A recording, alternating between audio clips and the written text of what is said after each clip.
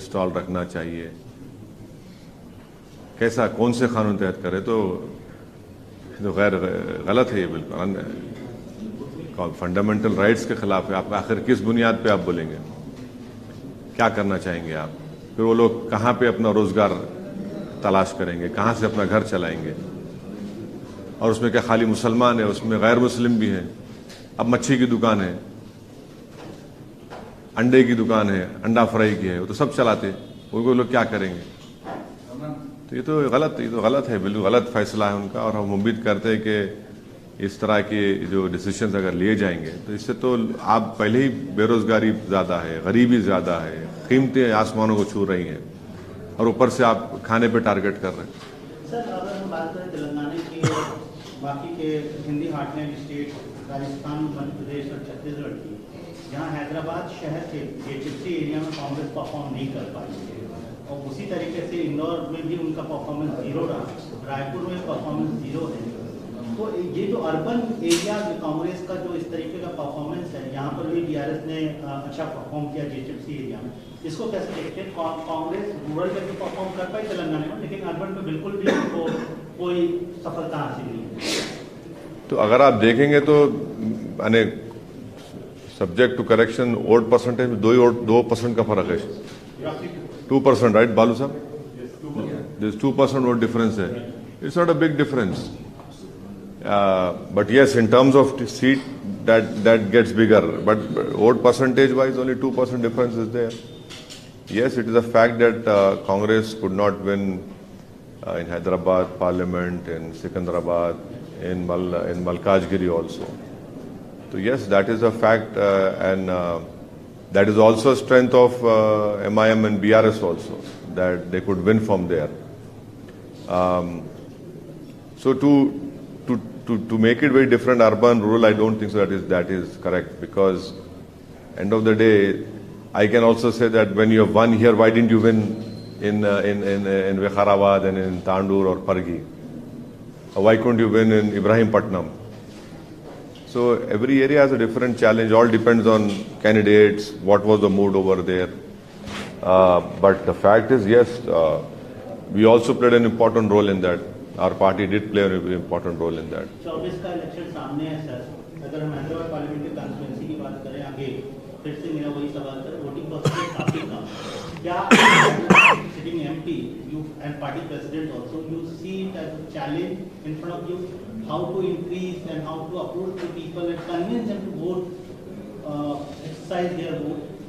लो voting percentage, very narrow margin से victories हो रही हैं, इसको कैसे देखते हैं और इसको कैसे आप कोशिश करेंगे कि इसको हम? नहीं, लो पोलिंग परसेंटेज के कई वजूहात हैं।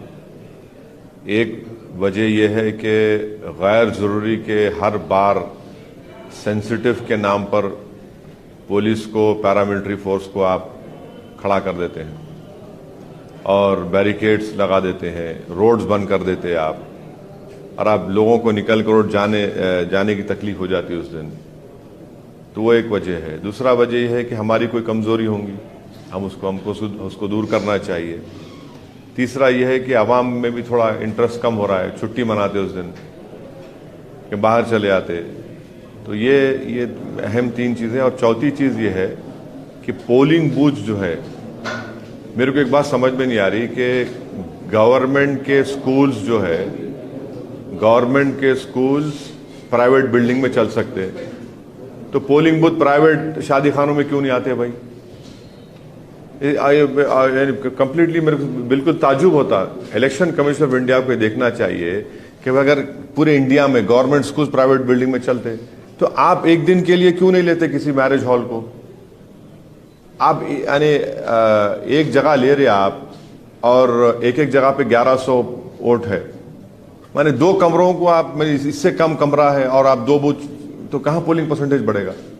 आपके पास कई मैरिज हॉल्स है, आप लीजिए ना। ईसीआई को तो पैसा मिलता गवर्नमेंट ऑफ इंडिया से, बजट सैंक्शन होता, तो उनको चाहिए कि भाई जहां पे ऐसे मैरिज हॉल्स हैं या प्राइवेट हॉल्स हैं या बिल्डिंग्स हैं, आप एक दिन के लिए उनको लीजिए, एक दिन के लिए 4 दिन जो भी लीजिए, ताकि कम से कम लोग जाके वोट डाल सकें। और आज भी हम देखें कि कई बुजुर्ग लोग नहीं डाल सके वोट, क्योंकि उनको सहूलत ही नहीं जाने की वहां पे।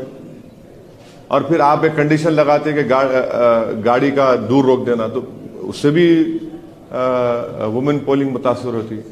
तो हमारे तरफ से जो भी कमजोरी है हम उसका सेल्फ इंट्रोस्पेक्शन कर रहे, और हम लोग मेहनत करेंगे हमारे असेंबली कॉन्स्टिट्यूंसी में जहाँ पे हमारे को लो पोलिंग परसेंटेज हुआ। जाहिर है हमारे में कोई कमजोरी रही होगी, उसको हम बराबर दूर करेंगे, मुलाकात करेंगे आवाम से। अब तो बूथ वाइज डेटा आता है, तो हम देख रहे हैं, उस पर काम होगा, और इंशाल्लाह मुझे यकीन है कि पार्लियामेंट इलेक्शन में पोलिंग परसेंटेज बढ़ेगा। 3 राज्यों में बीजेपी जीत हासिल की, और ये भी कहा जा रहा है कि अब नरेंद्र मोदी इनविंसिबल है, वो हैट्रिक करने जा रहे हैं। जिस प्रकार से उनके हौसले बुलंद हो गए और अभी ऑपोजिशन के पास चेहरा ही नहीं है, तो क्या आप भी समझते हैं सर कि 3 राज्यों के बाद बीजेपी काफी स्ट्रांग पोजीशन में है और ऑपोजिशन के पास मोदी का जवाब नहीं है? लाइटर वैन में मैं भी इनविजिबल था वहां पे, तब भी बीजेपी जीत गई। मैं तो था ही नहीं वहां पे, तब भी बीजेपी जीत गई। हम लोग राजस्थान में 10 सीट लड़े तो, और 4 सीट मध्य प्रदेश में लड़े, छत्तीसगढ़ में तो हम थे ही नहीं, तब भी बीजेपी जीत गई। अब नहीं मालूम अब किसको ब्लेम करेंगे ये लोग, अब किसको ब्लेम करेंगे नहीं मालूम, सोचना पड़ेगा इन लोगों को। हमारी बीजेपी जीती वहां पर, यानी मध्य प्रदेश में जो मेजॉरिटी बीजेपी लेकर आई वो फॉर्मेडेबल है, वो मैंने बड़ी मेजॉरिटी है वो। इतने सीट के 140 कुछ के ऊपर लेके है ना, 160। आप बताइए, आप छत्तीसगढ़ में सिटिंग सीएम आपका है, और इतना वो लोग वो थे वहां पे, आप राजस्थान में। तो यस, ये जो 3 स्टेट के डिसीजंस आए हिंदी हार्टलैंड के, ये तो कांग्रेस पार्टी के लिए बहुत बड़ा, इनके लिए एक क्या बोलना चाहिए उसको, सही लफ्ज क्या होगा, कांग्रेस पार्टी के लिए तो एक बहुत बड़ा कहीं ये उनके लिए नुकसानदेह साबित ना हो जाए 24 के लिए, क्योंकि 65 लोकसभा की सीट है, उसमें 65 लोकसभा की सीट है छत्तीसगढ़ में, मध्य प्रदेश, राजस्थान 65 में से मेरे ख्याल से लास्ट टाइम एक कमलनाथ साहब के बेटे जीते थे। राजस्थान तो कंप्लीट वाइप आउट था, और छत्तीसगढ़ में शायद 1 या 2 जीते थे। मैंने बीजेपी 63 सीट जीती थी वहां पे लास्ट टाइम। तो यकीनन इनको ये तो कांग्रेस पार्टी को बहुत बड़ा धक्का है ये। 3 स्टेट्स में आप एक तो पावर में थे आप, तो अब देखिए क्या होता है, कितने मोहब्बत की दुकान खुलती नहीं खुलती नहीं मालूम। सर, ये याकूबपुर और नामपल्ली में इतनी कम मेजॉरिटी आने की वजह क्या सर? नहीं, याकूबपुरे में शायद हमको देखना पड़ेगा क्या कमजोरी थी, हमसे क्या काम नहीं हुआ है वहाँ पर, और इंशाल्लाह हम उस पर वर्क करेंगे। यकीनन हमारे लिए एक फिक्र की बात है, और मुझे पूरा यकीन है कि इस पर इंशाल्लाह ताला आप देखेंगे जल्द से जल्द उस पर काम शुरू होगा, और हम अपना पोलिंग परसेंटेज भी बढ़ाएंगे वहाँ पे, और जो भी कमज़ोरियाँ खामियाँ रही उसको इंशाल्लाह हम ज़रूर दूर करेंगे। मैं याकूबपुरे की आवाम का शुक्रिया अदा करता हूँ कि उन्होंने हमको वोट भी दिया, नहीं भी दिया, और जो वोट डालने नहीं निकले, मैं उनसे भी गुजारिश करूँगा कि अगर आप निकल के वोट डालते, जो मजलिस के एक बहुत बड़े चाहने वाले हैं, तो इतना जो रिजल्ट आया, इससे बेहतर रिजल्ट आ सकता था। कांग्रेस के पास नंबर तो है लेकिन बहुत ज्यादा नंबर नहीं है। अगर किसी सूरत हाल में, किसी भी पॉसिबिलिटी में, कहाँ की बात कर रहे हैं आप? तेलंगाना की बात कर रहा हूँ, वो आपको अप्रोच करते हैं, वो आपका हेल्प मांगते हैं, तो क्या एमआईएम इसके लिए दरवाजे खुले रखेगी? क्यों मेरे पास क्यों आएंगे भाई? अगर आए सर पॉसिबिलिटी। अरे कहाँ आएंगे भाई मेरे पास? बोले थे सूचना తీసుకుంటా यानी आपसे भी एज एन इफेक्टिव अपोजिशन तो एमआईएम पार्टी के एमएलए अपना रोल निभाएंगे। हम भी चाहेंगे कि तेलंगाना में अमन रहे, प्रोग्रेस रहे, प्रॉस्पेरिटी रहे, यहाँ पर किसी किस्म की तकलीफ ना हो किसी को भी, सेक्शन ऑफ सोसाइटी को। ये तो हमारा हमेशा का ताउन रहा है, ताउन रहेगा। अब आपका स्पेसिफिक सवाल का जवाब मेरे पास नहीं है, क्या होगा नहीं मालूम मेरे को, मगर हम तो अपनी लड़ाई लड़ते आए। मैं शुरू से कह रहा हूं आपको कि हम लोग जीतेंगे, कुछ भी कर लो आप, नहीं होने वाला है यहाँ पर। ठीक है, पोलिंग परसेंटेज कम हुआ, थोड़ा आखिर राउंड्स तक गया याकूतपुरे में, मगर हम तो अपनी ताकत में अल्हम्दुलिल्लाह अल्लाह करम में रिटेन कर सके उसको। Whom do you think, though they are Congress leaders, दोनों कांग्रेस के लीडर्स, कौन लगता है आपको बेहतर सीएम कैंडिडेट हो सकता है आपकी नजर में, आपके एक्सपीरियंस के अंदाज में? दो लोगों का नाम चर्चा में है, रेवंत या भट्टी, ललित चेहरा या रेड्डी चेहरा। नहीं, मेरे को लगता है कि अकबरुद्दीन ओवैसी, अहमद वलाला, माजिद हुसैन, ये बहुत काबिल हैं ये लोग। आप क्यों अंडर एस्टिमेट कर रहे हैं? नहीं, अगर लॉटरी उठ रही तो फिर इनका नाम क्यों नहीं उठना चाहिए? नहीं, ये क्या बात है? नहीं, ये क्या, अरे देखिए, ये उनकी पार्टी का फैसला है भाई, मैं क्या करूंगा उसमें? वो अब काबिलियत की बात आप कर रहे हैं, तो काबिल हमारे अकबर नहीं है क्या? बलाला नहीं है क्या? माजिद हुसैन नहीं है क्या? भाई 3 साल का मेयर, 2 मरतबा कॉरपोरेटर, जुल्फ़िकार मेयर थे। काबिलियत की बात करें तो आप, काबिलियत में हम पीछे नहीं है। इसीलिए मेरा सवाल, पहला सवाल पे जाऊंगा सर। मेरा सवाल ये था कि अगर उन्होंने आपको अप्रोच किया तो क्या रूलिंग पार्टी के साथ for people's welfare you will work together? नहीं, अब अप्रोच करेंगे नहीं करेंगे, अब आपको कोई बोले हैं तो मेरे को नहीं मालूम, मुझे को तो नहीं बोले। माइनॉरिटी का चेहरा उनके पास अभी फिलहाल तो नहीं दिख रहा है सर, तो अगर आपको अप्रोच करते हैं तो क्या करने के लिए? आपको दिख रहा है माइनॉरिटी का चेहरा हूं मैं इंडिया का चेहरा हूं, मैं भारत हूं। आप गैर जरूरी मेरे खानों में बांट रहे हैं हम लोग, हमारे को आप मत बांटिए खानों में। Sir, yesterday's Muslim representations, BJP has become stronger in North India and Central India, and the Congress Party has become stronger, and India Alliance, Congress Party has become stronger in the southern states. So, in the coming elections, will it be a North versus South battle in the Parliament? No. Don't ever do that. This is what BJP wants. And it is wrong to say that Congress is strong in South. You see, there is only 2% vote difference in Telangana. And in Karnataka, we don't know what will be the result when parliament elections take place. Thirdly, in Tamil Nadu, it is the AIADMK and the DMK who are in power, not Congress party. In Kerala, it is the UDF and the LDF over there. So I don't think so that is the right comparison to make. And this is North and South. Yes, BJP has won 3 elections in the Hindi heartland, and these are big victories for BJP. Defeating a Congress party in Chhattisgarh and retaining Madhya Pradesh state. And of course Rajasthan, they have every 5 years the government changes. It is a challenge for all of us come 2024, and it is a bigger challenge for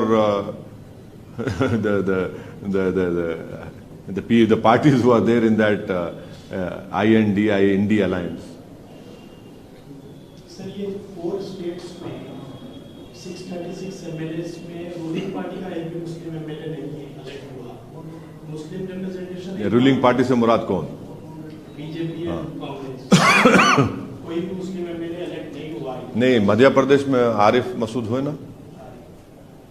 2 elect हुए हैं, बहुत opposition MLA.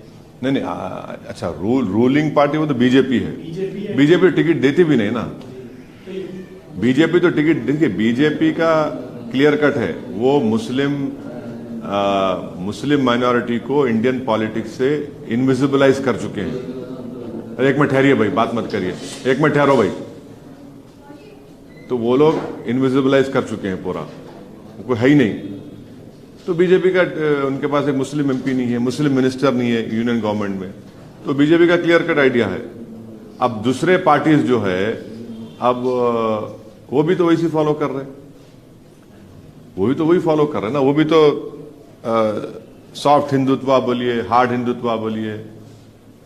अब कमलनाथ साहब का Madhya Pradesh statement था कि राजीव गांधी ने बाबरी मस्जिद के ताले खोले। अब आपके घर को लॉक पड़ गया, मध्य प्रदेश में आपके घर को लॉक पड़ गया। अब इनको सोचना चाहिए। ये छत्तीसगढ़ में आप बड़े बड़े धर्म संसद कराए, आप कराइए बाप। ये चीजें हैं, ये देखना पड़ेगा। तो ये तो है। विंटर सेशन चल रहा है सर पार्लियामेंट का। प्राइम मिनिस्टर ने आज एड्रेस किया मीडिया को, उन्होंने अपील की ऑपोजिशन से कि वो जो 3 राज्यों का हार का जुर्माना इशारा कांग्रेस की तरफ था, उसका गुस्सा पार्लियामेंट के अंदर न निकाले। हम प्रधानमंत्री से ये और बीजेपी से ही बोलेंगे कि पार्लियामेंट में हम जो बहस करना चाह रहे हैं उसको अलाउ करिए। आप दिल बड़ा करिए।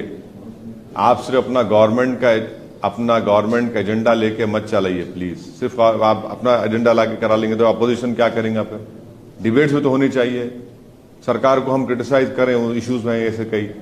तो चाइना पे प्रधानमंत्री क्यों नहीं डिबेट कराते पार्लियामेंट में? क्यों डरते प्रधानमंत्री और उनकी सरकार चाइना से? डिबेट करवाइए ना भाई। 2000 स्क्वायर किलोमीटर पे चाइना कब्जा करके बैठा है। हम चाहेंगे डिबेट हो गाजा में, गाजा के ऊपर जो इजराइल जुल्म कर रहा है। 12,000 लोगों को इजराइल खत्म कर चुका है फलस्तीनों से हमारा पुराना रिश्ता रहा। ये डिबेट होना चाहिए पार्लियामेंट में गाजा के बारे में, चाइना जो जमीन पे कब्जा करके बैठा है। और क्या मुद्दे आपको लगता है सर विंटर सेशन में हो सकते हैं? बहुत से मुद्दे हैं भाई। अभी तो चुनाव से हम निकले हैं, तो अब तो 1 महीना तो यही इसी में थे। बहुत से ज़ाहिर है हमारे वतन अजीज में बहुत से अवामी मसाइल हैं जिस पर बहस होनी चाहिए, और लोग पार्लियामेंट तरफ देखते हैं कि भाई क्या ये मेरी तकलीफ को बयान कर रहे हैं, क्या हुकूमत मेरी तकलीफ को समझ रही है। और सब हो गया बस। पूछने 1 to 1 नहीं, 1 to 1 नहीं, पूछ लो। अब स्वास्थ्य का कुछ पूछना है आपको भाई साहब? पूछना है पूछ लो भाई। 1 to 1 मत करिए भाई। मेरे पास टाइम नहीं है, मेरे को मीटिंग में जाना, मेरी फ्लाइट है दिल्ली के लिए जाना है मेरे को। या नो प्रॉब्लम